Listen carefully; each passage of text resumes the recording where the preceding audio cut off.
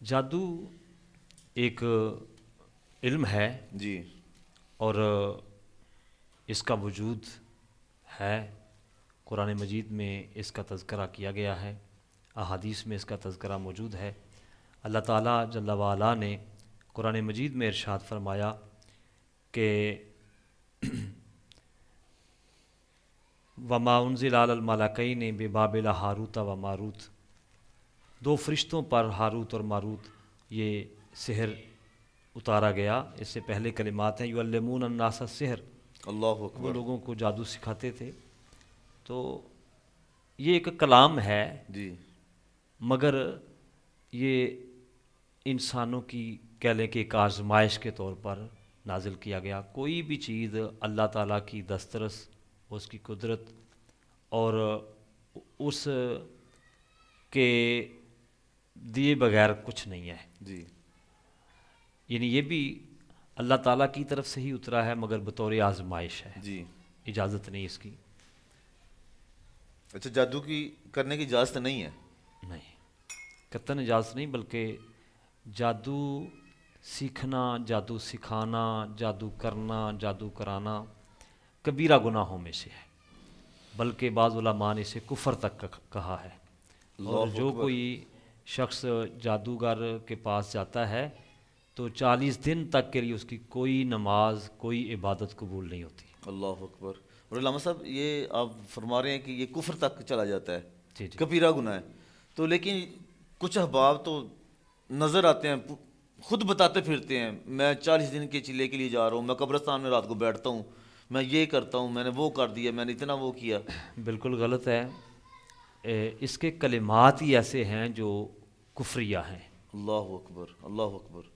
جنات اور شیاطین سے مدد لی جاتی ہے. تو ایک حزب اللہ ہے اور ایک حزب الشیطان ہے. جی. جادوگر حزب الشیطان میں فعال کرتا ہے، اللہ وہ اکبر. حزب الشیطان کو دعوت دیتا ہے، ان سے مدد لیتا ہے، تو حزب اللہ کو چھوڑ دیتا ہے، تو یہ کفر ہے. جی. علامہ صاحب، دوسرا سوال، یہ بات جہاں جادو سر چڑھ کے بول رہا ہے، ہر گھر میں جس کو دیکھو جادو ہے، جادو ہے، بھائی بھائی سے لڑ رہا ہے، بھائی بھائی کے لیے جادو کرانے کے چکر میں ہے، جی یہ بہنیں بہنوں کے چکر میں ہے. دو طرح کی یہ نوعیت ہے. ایک تو ہے کہ جادو ہوتا نہیں جی مگر سمجھ لیا جاتا ہے، جی آپس کی ناراضگیاں اور آپس کے جو غلط فہمیاں ہیں اس وجہ سے جب کسی کو کوئی تکلیف آتی ہے تو وہ کہتا ہے کیونکہ میرا ہمسایہ ناراض ہے جی اس نے یا جادو کروا میرا دیا. فلاں بھائی بہن رشتہ دار ناراض ہے تو اس نے مجھے کچھ کیا ہے. یہ غلط فہمی ہوتی ہے. ہاں، یہ کہہ لیں کہ یہ بھی ایک انتہائی سکیانہ پن کا نظریہ ہے، اللہ تعالیٰ پر غیر یقینی والی بات ہے. جی ہمیں اپنے رب پر بھروسہ رکھنا چاہیے. اگر کوئی تکلیف آتی ہے تو اللہ تعالیٰ کی طرف سے تکلیفیں تو انبیاء و اولیاء پر آئی ہیں، جی بلکہ خود تاجدار مدینہ صلی اللہ علیہ وآلہ وسلم فرماتے ہیں کہ سب سے زیادہ تکلیفیں انبیاء کو آئی ہیں، جی. اور انبیاء سے بھی مجھے زیادہ تکالیف پہنچی ہیں. اللہ اکبر. تو جو حضور اللہ کے حبیب ہیں آپ، صلی اللہ اگر آپ پر آزمائشیں آتی ہیں، آپ کو تکالیف آتی ہیں، تو یہ اس میں بہت ساری اللہ تعالیٰ کی حکمتیں ہیں. تو تکالیف کو من جانب اللہ سمجھتے ہوئے، جی کیونکہ دو وجہ سے کوئی تکلیف آتی ہے، کوئی بیماری، کوئی مقدمہ، کوئی مصیبت، کوئی چوری، کوئی اس طرح کا معاملہ ہو جانا، دو وجہ سے ہوتا ہے. یا تو وہ ہمارے اعمال کا نتیجہ ہوتا ہے، اللہ. ہماری غلطیاں، اللہ ہمارے اکبر. گناہ، ان اللہ کی وجہ سے اکبر. ایسا ہوتا ہے. اور کبھی ایسا ہوتا ہے کہ وہ گناہ کی وجہ سے نہیں ہوتا بلکہ اس بندے کا مقام اور مرتبہ بڑا ہوتا ہے، اللہ اکبر. مگر اس کی عبادات، اس کے معاملات اس تک پہنچ نہیں ہوتے جہاں اللہ تعالیٰ اسے پہنچانا چاہتا ہے. اللہ اکبر. تو پھر اسے کوئی نہ کوئی تکلیف دی آزمائش دی جاتی ہے، جاتی ہے. آزمائش میں ڈالا جاتا ہے تاکہ وہ اس اس کا میں مرتبہ بلند ہو جائے. صبر اور استقامت سے اللہ اس میں اکبر. رہے اللہ اور اکبر. اس کا مرتبہ بڑھ جائے. اللہ اکبر. اللہ اکبر. علامہ سے ایک بات اور ہے، یہ اس کی تفسیر سے ایک بات نکلی ہے کہ بعض اوقات میں نے دیکھا ہے، سنا بھی اکثر سننے کو ملتا رہتا ہے، جی ہم گئے تھے فلاں پیر صاحب کے پاس، پیر صاحب بہت پہنچے ہوئے ہیں، تو کیا ہوتا ہے پیر صاحب نام بتا دیتے ہیں، جی فلاں بندے نے آپ پہ جادو کیا ہے. کیا ایسا ممکن ہے کہ کسی کا نام پتہ چل جائے کہ فلاں بندہ جادو کر رہا ہے، کروا رہا ہے، یا جادو کا سسٹم ایسا کوئی ہے کہ بندے کا پتہ چل جائے؟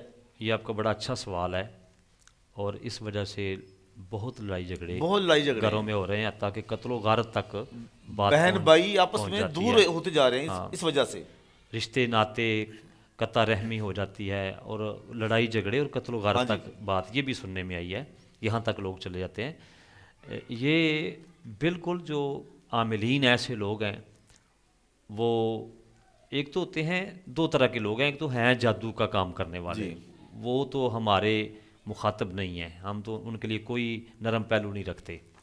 بعض ایسے ہمارے عاملین ہیں جو دم درود کرتے ہیں نورانی علم سے، قرآن سے، حدیث سے، اور مختلف جو وظائف وہ کرتے ہیں جی ان سے وہ ایک ملکہ حاصل کر لیتے ہیں اور وہ دم کرتے ہیں، اور اس کا ثبوت قرآن و حدیث میں موجود ہے، اسلام نے اجازت دی ہے۔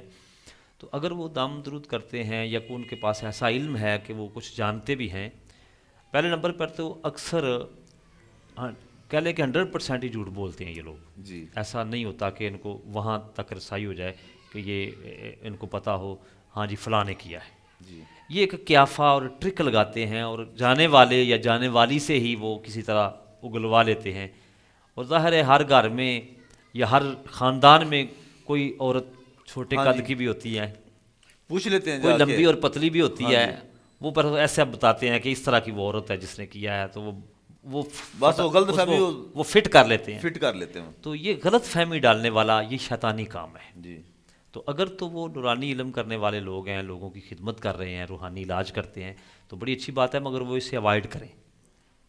اگر ان کو کسی وائے سے پتہ چل بھی جائے جی تو وہ پردہ رکھیں، اس کا علاج کریں، وہ نہ کہ وہ لوگوں کے درمیان جو لڑائی جھگڑا پیدا کریں، جی، ایسا نہ کریں۔ لڑائی جھگڑا ڈلوائیں گے، ظاہری بات دنیا اپنی بھی برباد کریں گے، آپ اپنی بھی آخرت برباد کریں گے۔ بالکل، جو لڑائی کرانے والا ہے جی وہ شیطان ہے، جی بالکل وہ شیطان ہے، کیونکہ وہ شیطانی کام کر رہا ہے۔ جس طرح دو مسلمانوں کی صلح کرانا یہ جنت کا باعث ہے، سبحان اللہ، سبحان اللہ، جنت کا باعث ہے، جو سبحان دو اللہ، مسلمانوں کی صلح کرا دیتا ہے اللہ تعالیٰ اسے جنت عطا فرماتے ہیں۔ سبحان اللہ، تو آپ اس کا دوسرا رخ دیکھ لیں کہ جو اللہ لڑائی اکبر، کرائے گا اس کا کیا حال اللہ ہوگا۔ اکبر، اللہ اکبر۔ علامہ صاحب، یہ اس بات پہ یہ جو میں نے آپ سے پوچھا ہے کہ کسی کا پتہ چل جانا کہ فلاں بندہ ہے، فلاں کا نام آ گیا، جی کہتے ہیں جی استخارہ کرو جا کے، تویز رکھو جا کے سرہانے کے نیچے تو صبح پتہ چل جائے گا، یہ میرے خیال میں تو یہ سب ویسے باتیں بنی ہوئی ہیں۔ نہیں، تعویذات بھی ہوتے ہیں، مگر سب سے بہترین وہ علاج ہے جو ہمیں شریعت نے بتایا ہے، جی اور وہ ایک اٹل علاج ہے، مجرب علاج ہے۔ کئی چیزیں ہیں، ان میں سے میں چند چیزیں آپ کو بتا دیتا ہوں سامعین کے لیے، ناظرین کے لیے، جی، تاکہ وہ چہ جائے کہ ہم ایسے لوگوں یہ کے علامہ صاحب، یہ آج کی ہماری گفتگو کا مطلب یہی ہے، یہ ہمارے پلیٹ فارم سے یہ میسج جانا ہے لوگوں کو، جی جی لوگ سنتے ہیں، دیکھتے ہیں، تاکہ لوگوں کو پتہ چلے کہ اس کی جادو ٹونے کی حقیقت ہے کیا۔ جی جی پہلے نمبر پہ تو یہ ہمارا ہے کہ جو احباب خدا نخواستہ اس کا شکار ہو جاتے ہیں، جی میں نے وہ بات پیچھے کی تھی کہ ایک تو وہمہ ہوتا ہے، جی اور زیادہ 80% وہمہ ہوتا ہے، جی چند % لوگوں کو اس سے واسطہ پڑتا ہے، ایسا ہوتا ہے، واقعی جادو ہوتا ہے۔ تو ایسے لوگوں کو کیا کرنا چاہیے؟ وہ چپ کر کے کسی عالم دین کے پاس یا کسی پرہیزگار نیک روحانی علاج کرنے والے بندے کے پاس جائیں اور اس سے علاج کرائیں۔ آج کے ہمارے اس پلیٹ فارم سے میں مجرب چند چیزیں بتاتا ہوں، اور انشاءاللہ تعالی ماہ رمضان ہے، قبولیت والی گھڑیاں ہیں۔ سبحان اللہ، میرا پکا 100%، 110% میرا یقین ہے کہ کوئی بھی جادو جس پر ہوا ہے یا کوئی آسیب کا اثر ہے وہ ختم ہو جائے گا۔ سبحان اللہ، 100% یہ علاج ہے، اور الحمدللہ یہ میرا مجرب ہے۔ وہ کیا ہے؟ سورہ بقرہ ہے۔ سبحان اللہ، سبحان اللہ، جس کے مکان میں، دکان پہ، کارخانے میں، جہاں وہ سمجھتا ہے کہ یہاں جادو ہوا ہے یا یہاں پہ آسیب ہے، کوئی سایہ ہے، کوئی چڑیل ہے، کوئی جن ہے، وہ وہاں پہ 3 چیزیں ہیں۔ ایک تو بندہ ایک ہی ہو پڑھنے والا، جی وقت ایک ہو، جی اور جگہ ایک ہو، یعنی ایک ہی بندہ پڑھے گا اور ہر روز وہی پڑھے گا، ٹھیک ہے، اور جگہ بھی ایک ہی ہو، جس کمرے میں جس کونے میں جہاں بیٹھنا ہے وہیں بیٹھ کے پڑھے گا، اور وقت بھی ایک ہی ہو، جی فجر کے بعد پڑھ رہا ہے، ظہر کے بعد پڑھ رہا ہے، عصر کے بعد، مغرب کے بعد عشاء، جب بھی پڑھنا ہے ایک وقت میں پڑھے بیٹھ کر، اور وہ مسلسل اسی وقت وہی آدمی اسی جگہ بیٹھ کے پڑھے، 7 دن پڑھتا رہے، جی اور پاس اپنے بوتل پانی کی رکھ لے، ہر دفعہ مکمل کرنے کے بعد اس میں پھونک مار دے، ایک دفعہ پڑھنی ہے سورت ایک دفعہ بقرہ ہر دن ایک دفعہ ہر روز پڑھنی ہے، جی 7 دن کے بعد یہ آپ کا پانی تیار ہو جائے گا، جی اس کو اپنے جو گھر کے افراد ہیں انہیں پلایا جائے، آٹے میں ڈال لیا جائے، پانی پینے والے پانی میں شامل کر لیا جائے، اور گھر کے سارے کونے کھدرے وہاں پہ چھینٹے لگائیں۔ چھڑکاؤ کر دیا جائے، انشاءاللہ تعالیٰ کوئی کسی قسم کا کوئی جادو، کوئی آسیب، کوئی ٹونا، کوئی شے نہیں رہے گی۔ اللہ اکبر، اللہ اکبر، اگر تھوڑا کوئی فرق محسوس کریں تو 7 دن اور کر لیں، سبحان اللہ، سبحان اللہ، اور کریں تو 7 دن اور کر لیں، 21 دن تک انشاءاللہ ایسا ہو ہی نہیں سکتا کوئی چیز رہ جائے، پڑھنے والے کے پڑھنے میں کمی ہوگی، اللہ کے کلام میں کوئی اللہ کے کمی نہیں کلام میں ہے۔ کمی اور میں نے میرے پاس ایک آدمی آیا، وہ بڑا پریشان تھا، کہنے لگا ہمارے عزیز ہیں، ان پہ جادو ہوا ہے، اور اس کے اثرات اتنے تیز ہیں کہ ان کی جو پیٹیاں ہوتی ہیں نا، سامان رکھا ہوتا ہے بستر وغیرہ اندر، ہاں جی، تو وہ ان میں اچانک آگ بھڑک اٹھتی ہے۔ اللہ اکبر، اللہ اکبر، کوئی ان کو گھر ملنے کے لیے آتا ہے تو وہ آ کے دیکھتا ہے کہ یہ تو دروازہ بند ہے، باہر لاک لگا ہوا ہے، وہ واپس چلا جاتا ہے، جا کے فون کرتا ہے، یہ اصل میں کوئی 15-20 سال پہلے کی بات ہے، اس وقت فون، یہ ہاتھ والے موبائل فون نہیں ہوتے تھے، کہیں شاد و نادر، زیادہ تر لوگوں کے گھروں میں وہ ٹیلی فون تار والا ہوتا تھا، تو انہوں نے کہا گھر جا کے وہ فون کرتے ہیں کہ آپ کہاں تھے، کہاں گئے تھے آپ، ہم آپ کے پاس گئے اور باہر تالا لگا ہوا تھا، انہوں نے کہا یہ سارا دن ہم گھر رہے ہیں اور کوئی ہم باہر گئے ہی نہیں ہیں، اللہ اکبر، اس طرح کے حالات تھے۔ تو جب میں نے اس بندے کو بتایا، اس نے ان کو بتایا اور انہوں نے عمل کیا، تو الحمدللہ مجھے آ کے اس نے بڑے خوش ہو کے بتایا کہ اللہ تعالیٰ نے ان پر کرم کیا، اور اب کوئی بھی جادو کا اثر نظر نہیں سبحان آتا، اللہ، نہ ہی آگ لگتی ہے، نہ کوئی ایسا سبحان کوئی اللہ، دروازہ بند ہونے والا کوئی معاملہ ہے، بالکل وہ کلیئر ہو گئے۔ سبحان اللہ۔ علامہ صاحب، یہ جادو ٹونے کا علاج کیا ہے؟ جی علاج پہلے میں بتا دیا ہے، دوبارہ پھر بتا دیتا ہوں کہ سورہ بقرہ جو ہے اس وہ کے علاوہ 7 دن کوئی پڑھا اور؟ جائے۔ ایک اور ہے، کیونکہ یہ 250 پارے کی ہاں، صورت ہے۔ ایک آسان علاج بھی ہے، جی جی، بالکل ٹھیک ہے، ایک آسان علاج بھی ہے کہ سورہ فلق اور ناس پڑھی جائے، سبحان اللہ، یہ نظر بد کے لیے بھی ہے اور جادو کے لیے بھی ہے، بلکہ حضور نبی کریم صلی اللہ علیہ وآلہ وسلم پر یہودان مدینہ نے جادو کر دیا تھا، جی، تو جبریل امین تشریف لائے، سبحان اللہ، اور وہ جادو کے اثرات آپ پر نہیں ہوئے، جی ہلکا سا طبیعت پہ ایک بوجھ محسوس ہوتا تھا، جی تو یعنی کہ یہ نبوت جی، کا معاملہ تھا، تو وہ ورنہ پتہ نہیں کتنے وہ زبردست قسم کا جادو تھا، مگر ہلکا سا آپ کی طبیعت پہ بوجھ محسوس ہوتا۔